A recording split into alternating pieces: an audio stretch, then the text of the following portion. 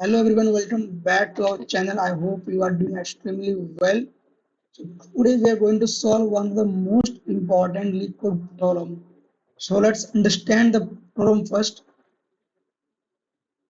So we have given the search a 2D matrix.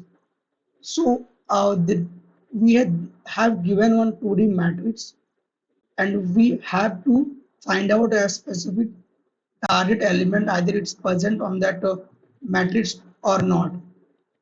So there are two property given in this matrix that integer in each row are sorted in ascending from left to right, and the second property is that integer in each column are sorted in ascending from top to bottom. So let's understand how we can solve this problem. So this is the example. So let's assume that we have given a target value is 9. Let's assume that we have given the target value is 14. So we have to find out the 14 in this matrix.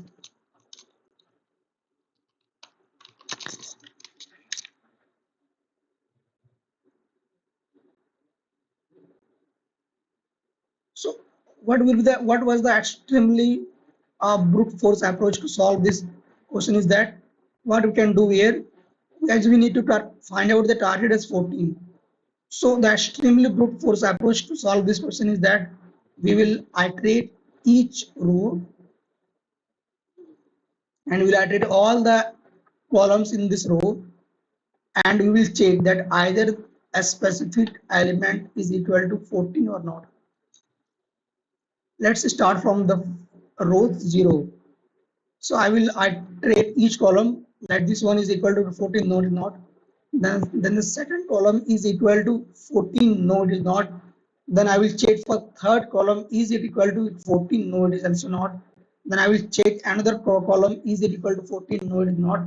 I will check another column, is it equal to 15, no it is not. Then when I have traversed all the element in the first row, then I will check for the second row. Same way I will check for the third row. Same I will check for the fourth row. When I will check for the fourth row, same I will check from here. I will check in this with this element. I will check with this element. And yes, this is equal to target. So we got our target value in this matrix. So in that case, we will return the true as a result. Let's assume that, but in the case where the target is does not exist in this matrix, so in that case we have to return false. So yeah, this is the extremely good first approach. If I talk about the time complexity, so it is order of m into n. It is order of n into n, where n is the number of row and m is the number of column, right? So this is about this approach. So yeah, so I hope you can definitely get the code of this approach on my GitHub. I will put the link in the description. So let's understand, can we able to implement a better solution? So let's try to see. As here all the row itself in sorted order.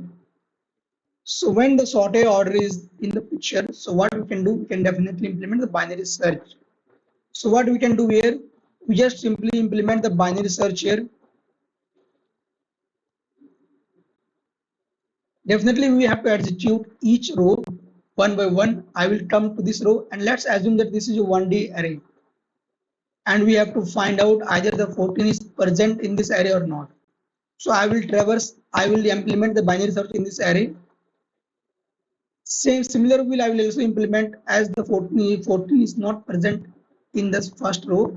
Then I will implement the binary search in the second row. Similarly, I will implement the binary search in the third row and similarly in the fourth row. So when we implement the binary search in the fourth row, so as the 14 is adjust, so we will at the mid place we got the 14. Definitely we got the target. So here we will return the true as a result. So as here we are implementing the binary search, so definitely the time complexity has optimized. So now that if I talk about the time complexity, by solving this approach. So the time complexity is order of n, where n is the number of row, and as each row we are not traversing all the column value. We just implementing the binary search. So to implement the binary search, the time complexity is order of n into log m, where the m is the number of column. So yeah, this is the this is the better solution. And so let's try to see the code, how we can implement in actual code.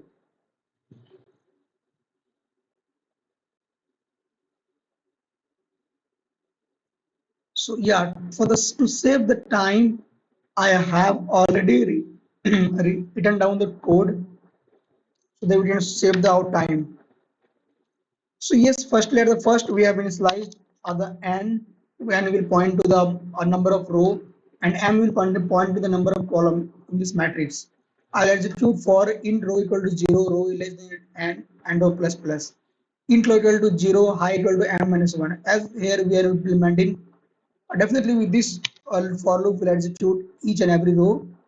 Here we are iterating, here we are implementing the binary search. Int row equal to 0, high equal to m minus 1. While low less than equal to high, in column equal to low plus high divided by 2. In column value equal to matrix row column. If column value is equal to target, so I will return the true. Else if the column value is less than target, so it means that the definitely the target might be present at the right side of the current column. If not, then I will update the high.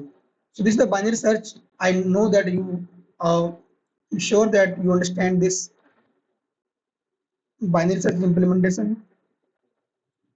So if somehow we got the column or the cell where we got the value which equal to target, so in that case we will just simply return the true as answer.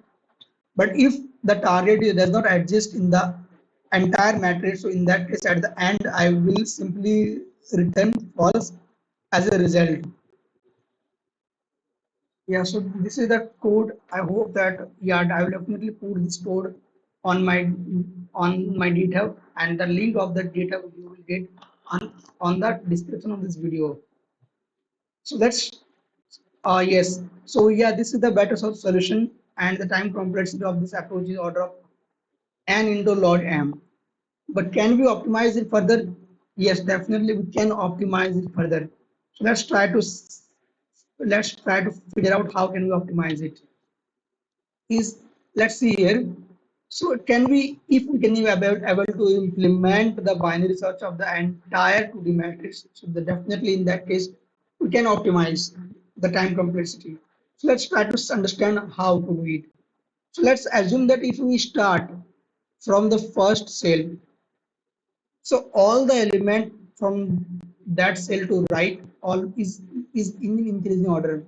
And all the element below of this cell is also in increasing order. So in that case, definitely it is very difficult to find out in which direction we have to move. So we cannot start from that cell. Can we start from that cell? So all the element of the from that all the element above of this cell is always in increasing order. So definitely in this here we cannot implement because of all the element of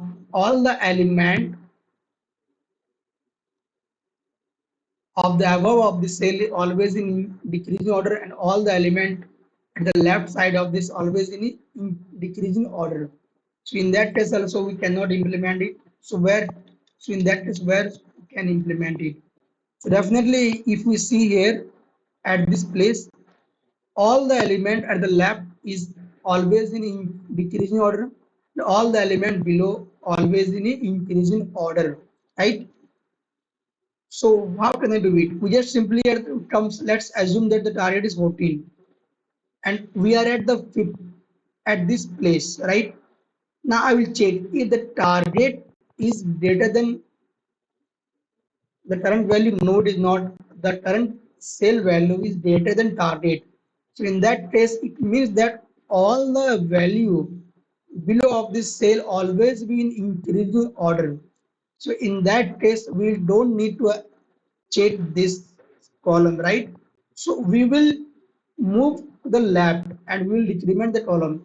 Now the current column is this one, that the current pointer will point into this cell. Now I will check, is this value is less than, is this value is greater than 14? No, it is not. So in that case, is the current cell value is less than 14. So in that case, what we can do here, we can move to the downside. Mm, why? Because all the element on the left side always is smaller than the target value. So in that case, we will move the down cell. Now the current cell is pointed to 12. Now I will check, is the 12 is greater than 14? No, it is not. It is less than. So again we will move to the down. Now I will check, is the 16 is greater than 14? Yes, it is. Means that all the element below of the cell will always be greater. So we will not move this one. We move left side. Now the current cell pointed to 9. Is the 9 is greater than 14? No, it is not. So in that case, what can we do here? We just move downside. Now we got the, now this cell value is 14. Now we'll check, is the cell is equal to target? Yes, it is. So in that case, we will simply return the true as a result.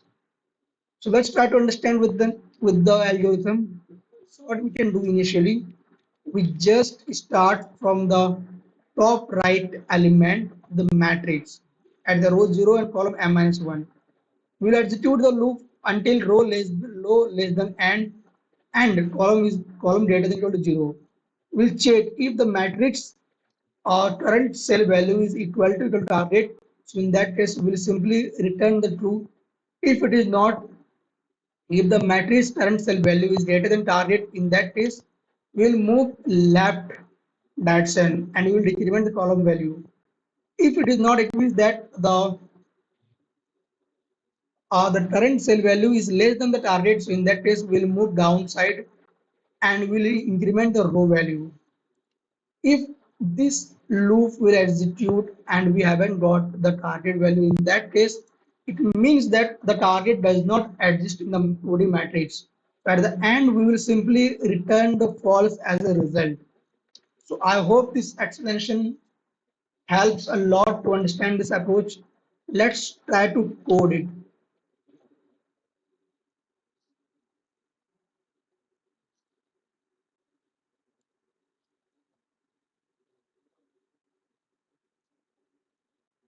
Yeah, so to save the time, I have already written the code, but don't worry, I will explain each and every line very clearly.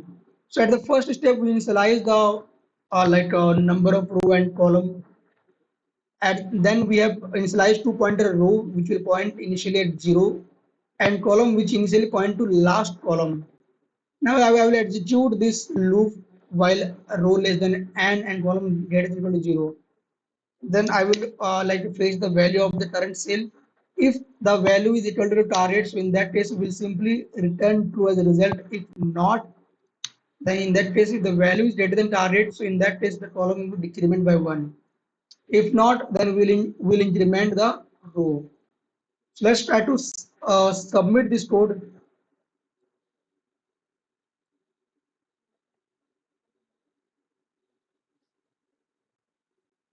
Yes, so this code successfully passed all the test cases. That's all for today video. I hope it's helped you a lot to understand the problem. Now I will come back again with another important video of from the LeetCode. Till then, bye bye. Take care.